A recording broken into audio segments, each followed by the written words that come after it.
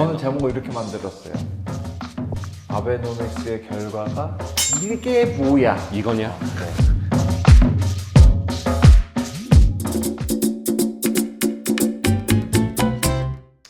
네, 안녕하세요. 자, 우리가 지난 시간에 엔화에 대한 흐름을 한번 알아보는 시간을 가져보자고 제가 말씀드렸잖아요. 자, 오늘 시간에 그러면은 일본의 현재 엔화 가격 흐름이 좀 심상치 않다라고 보여지거든요. 실제로 엔화를 투자하시는 분들도 패닉에 빠지신 분들도 있고, 그럼 이런 일본에 대한 이야기를 한번 가져보는, 뭐 짤막하게라도 일단은 이슈를 짚고 가야 될 것 같아서 일단은 말씀을 드렸고, 어차피 해외 선물을 거래하시는 분들은 통화시장도 보시기 때문에 이 일본 엔화는 미국 달러와 함께 안전자산, 대표적인 안전자산이니까, 네, 여기에 대해서 이제 한번 이야기를 가져보도록 하겠습니다. 자, 그럼 해적 4월 마지막 두 번째 시간, 일본, 저는 제목을 이렇게 만들었어요. 아베노믹스의 결과가 이게 뭐야? 이거냐? 네, 그렇게 한번 이야기를 진행해 보도록 하겠습니다. 자, 그러면 우리 차장님, 일단은 최근에 엔화 가격 흐름이 정말 뭐 무슨 다이빙 하듯이 떨어지더라고요. 뭐 그거는 한번 차트를 이제 보여드렸으면 좋겠을 것 같아서 나중에 우리 차장님 PD님한테 제가 차트 하나 하나 이제 보여드리고, 일단 지금 엔화 가치가 어마무시하게 지금 하락하고 있죠. 네, 특히 일본 엔화가 이제 미달러 대비해가지고 지금 거의 20년 만에 최저치까지 이제 하락을 했고요. 지금 글로벌 시장이 정말 리스크가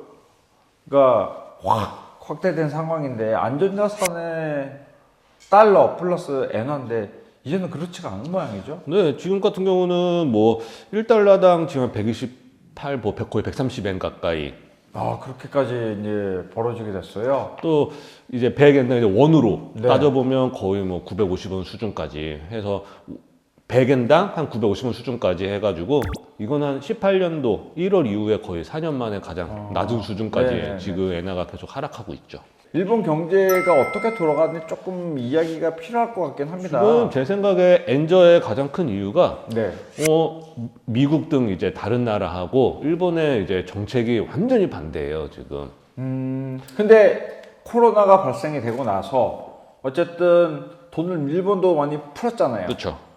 근데 지금 일본은 물가 상승률이 다른 나라에 비해서 그럼 크지 않은 모양이네요. 지금 미국 같은 경우는 거의 8% 넘었고, 네. 우리나라도 지금 4%가 4% 넘었고, 네. 근데 일본은 1%대예요.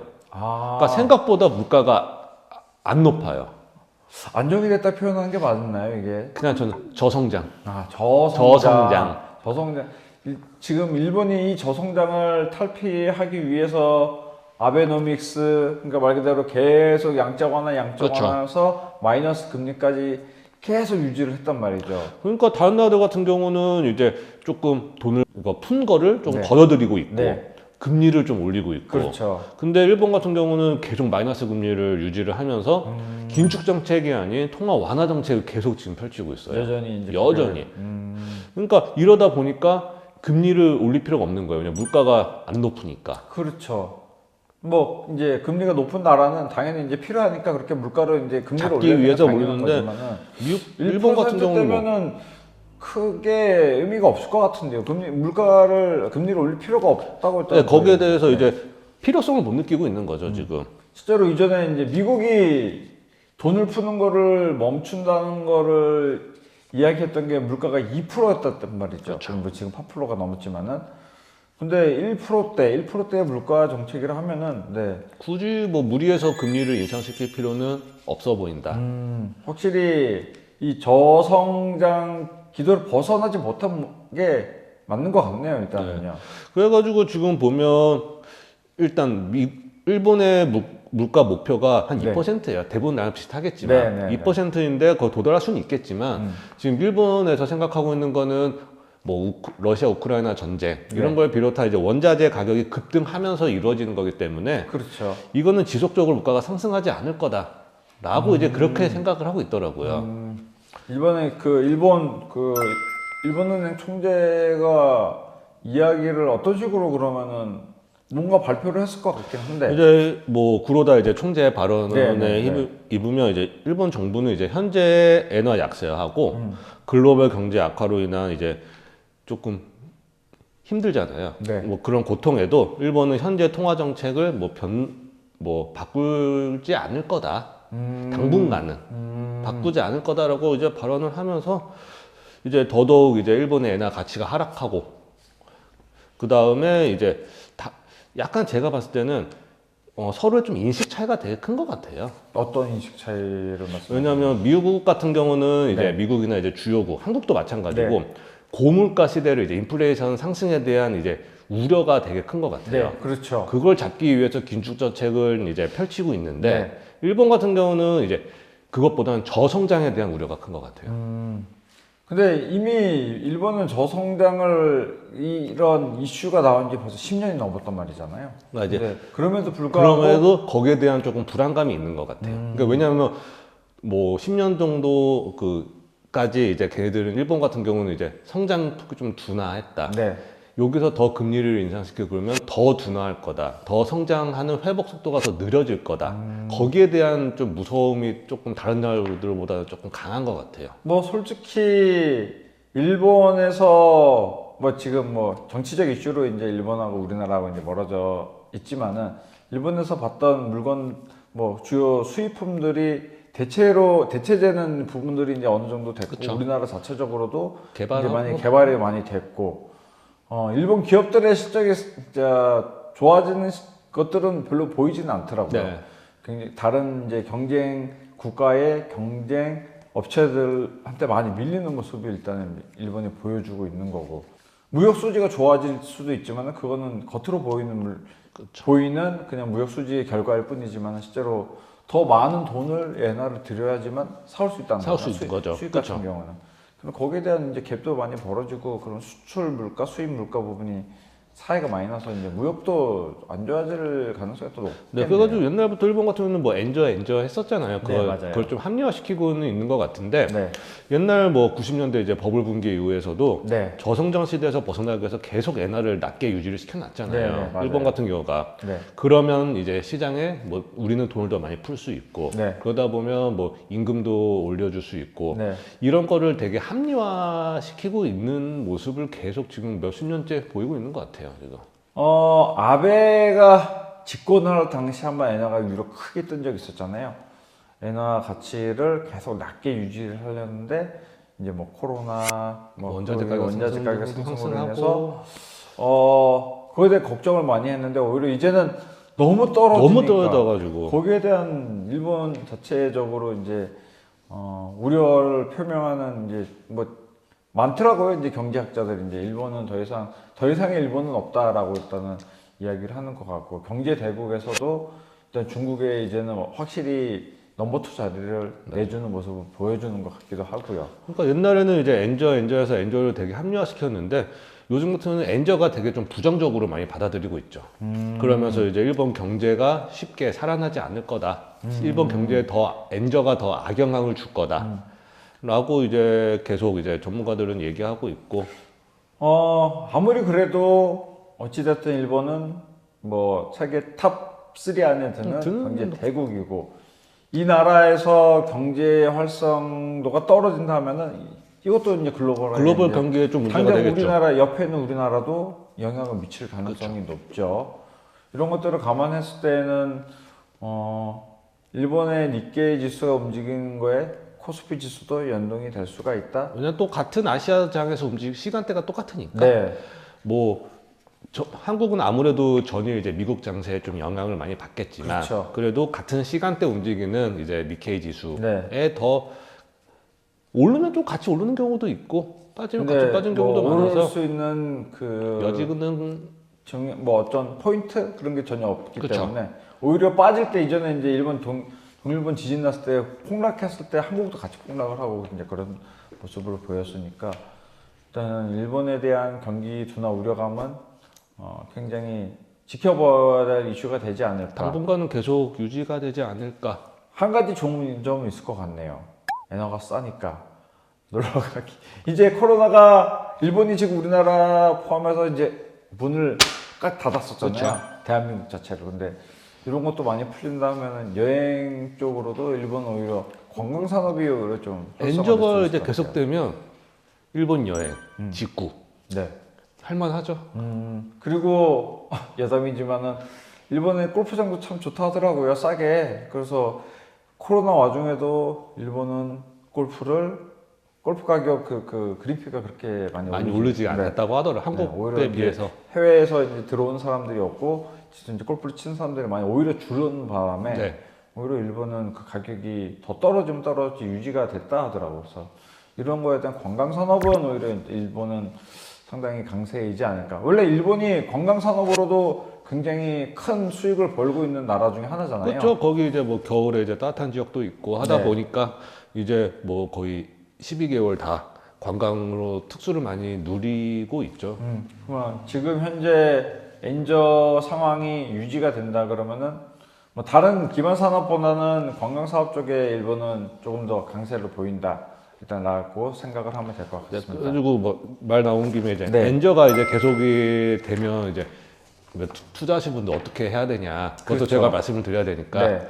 말씀드린 것처럼 여행 가시거나 직구하시거나 이렇게 하셔도 되고 아니면 직접적으로 엔화에 투자하는 방법도 있죠. 엔화를 직접 뭐 통화 상품에도 이제 엔화 상품이 있으니까. 왜냐하면 저희도 아시다시피 환율은 왔다 갔다 해요. 오르고 내리고 하는데 시간이 지나면 결국은 내렸던 거는 많이 좀 복귀를 할 거고 올랐던 거는 또 조금 하락하면서 조금 그 전으로 이제 안정화가 되기 마련이기 때문에 현재 엔저 있는 상황에서는 엔화에 직접 투자하는 방법도. 그럼 지금 뭐 일본 이야기를 했으니 해외 선물 상품 중에는 뭐 니케이 거래를 직접 하실 수도 있을 지수 거고 상품 니케이도 있고. 네. 그래서 일본 주식 뭐 일본 경제 원래 대강국이기 때문에 언젠간 살아날 거라는 이제 믿음만 있으면 일본 주식 그런 뭐 개별 주식을 투자하셔도 되고 아니면 이제 지수화되어 있는 저희 이제 상품들 해외 선물 니케이 상품들을 투자하셔도 되고 아니면 뭐 일본 그런 기업들 뭉쳐놓은 이제 펀드도 많으니까 그런 쪽에 이제 싸니까 엔화가 싸니까 그런 거에 이제 직접으로 투자하시는 것도 지금은 상황이 나쁘지 않은 것 같아요. 해외 투자 자체가 뭐 지금은 너무나 노멀하게 평범하게 돼 있으니 그런 것도 관심을 가져주시면 될 것 같고 환율 얘기 나온 김에 우리나라 지금 원화 얘기 제가 잠깐 조금 말씀을 드릴게요. 아까 보니까 1260원? 지금? 네, 1260원이 넘었어요. 1260원이 넘고 우리나라 지금 뭐 4년 이래 최고점 가격까지 지금 뚫고 올라간 상황인데 되게 재밌는 기사를 저도 한번 접했어요. 이 환율이 치솟거나 했을 때는 이제 당국에서 이제 정부에서 이제 어느 정도 컨트롤을 하려고 한단 말이죠. 근데 지금은 컨트롤이 굉장히 어려운 시기라더라고요. 그 이유가 해외 투자를 너무나 쉽게 할 수 있기 때문에 미국에 이 해외 주식이나 뭐 우리 선물이 될 수도 있고 거래를 하려면은 달러가 필요하잖아요. 그렇죠. 이 달러를 사기 때문에 엄청나게 이전에는 원화로 이렇게 매매가 되고 이제 달러를 살려는 사람들이 이렇게 많지가 않았대요. 근데 3년 대비 지금 달러를 일반 개인들만 하더라도 지금 정확하게 60배가 늘었다 하더라고요. 개인들의 환전을 하는 비율이 금액 자체가. 그리고 뭐 이제 우리나라 공적 금융기관에서도 뭐 연기금이 이런 데서는 환전을 할 때 금액이 어마무시하게 될 거 아니에요. 그렇게 해서 이제 해외 투자하는 부분이 워낙 커지다 보니까 이 달러 수요가 계속 많다는 거예요. 그래서 정부에서 오히려 이제 이 조정을 들어온다 하더라도 이게 말을 잘 안 듣는다 하더라고요. 최근에는요. 워낙 이제 개인들이 이제 하는 비중이 늘어서 이 서학 개미들뿐만 아니라 이제 금융당국 자체에서도 크게 이제 매매를 하기 때문에. 근데 의외는 코로나 때문에 저희가 환전하면 여행 가기 전에 환전하는 것밖에 없었는데 2, 3년은 거의 지금 봉쇄 상태였는데도 그만큼 늘었다는 거면 진짜로 투자하시는 분들이 이제 국내뿐만이 아니라 이제 해외로 많이 그래서 지금 안정화되는 게 실제로 원달러 환율이 쉽지 않을 거라고 이제 전망들을 많이 하더라고요. 근데 뭐 어찌됐든 미국이 금리를 올리고 한국도 금리를 올리면은 환율 계속 이제 오를 수밖에 없으니까 여기에 이제 많이 국내 환율 이제 원달러 거래하시는 분들도 이런 것들은 한번 이런 뉴스를 찾아보시면서 보는 것도 나쁘지 않고요. 그리고 또 해외 선물에도 원달러 선물이 있어요. 뭐 없는 게 없어요. 얘기를 없는 게 없어요. 굳이 하려고 했던 건 아니지만은 해외 선물에도 이제 싱가포르 거래소에 상장된 원달러 상품이 있거든요. 그것도 좀 큰 것도 있고 작은 것도 있으니까. 네, 그 진짜로 국내 원달러 선물보다도 오히려 이제 좀 마음 편하게 마음 편한 매매가 뭐 이렇게 말씀드리는 건 없지만은 작은 계약 가치를 갖고 있기 때문에 적은 금액을 가지고 접근성이 조금 더 유연하다. 대신에 이제 거래량이 아직까지 이제 조금 크게 이제 유동성이 활발한 상품들은 아니기 때문에 이런 상품도 일단은 한번 관심 가 보시고 어차피 움직이는 거는 이제 똑같이 움직이기 때문에 뭐 굳이 더 비싼 돈 들여면서 매매하는 것보다 뭐 이제 해외 선물에서 이제 낮은 증거금으로 매매하시는 것도 뭐 하나의 방법이다.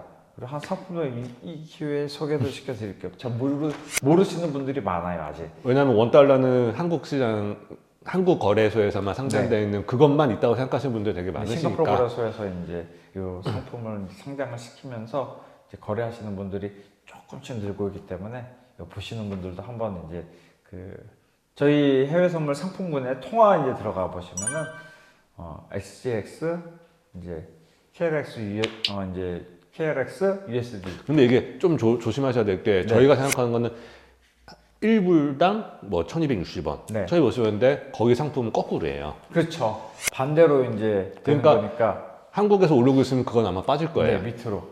차트 2개 떼어보시면 돼요, 그냥. 근데 또 그것도 만들어놨어요. 클릭 하나만 하면 네. 변환도 4개 만들어놨으니까. 네. 그거 보시면서 매매하시면 될 것 같고, 일단은 오늘 일본 쪽 이야기를 하면서 하나 더 있어요. 일본은 채권도 매매를 할 수가 있어요. 그렇죠. 이제 JGB 채권도 매매를 할 수가 있고, 이제 니케이 같은 경우는 CME 거래소에 상장된 니케이 상품도 있고, SGS 싱가포르 거래소에 상장된 것도 있고, 니케이. 그리고 일본 거래소에 상장된 이제 오리지널 이제 일본 거래소에 이제 상장된 상품이 있겠죠.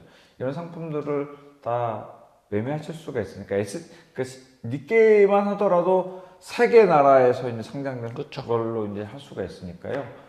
그런 것들 보시면서 상품들 관심도 좀 가져주시고 원달러 선물도 가져주시고. 네. 오늘 일본 얘기를 일단 했지만은 환율 제가 이런 거는 되게 투자자들 국내 투자자들이 이제 달러를 많이 써서 이제 이 매집 현상이 워낙 많아져서 그렇죠. 이제 환율이 잘 떨어지지 않는다는 거를 저도 이제 처음 이제 접했고 그 금액이 정말 깜짝 놀랄 정도로 이제 이걸 컨트롤할 정도로 됐다는 걸 처음 알았으니까 이런 뉴스들 있으면은 이런 소식들 있으면은 뭐 저희 지금 올라가는 이제 유튜브 자료 거기에서 내용을 올려주신다거나 그런 것들을 이제 올려주시면 저희가 이제 방송을 통해서도 이제 많은 내용 공유도 해드릴 수 있으니까요.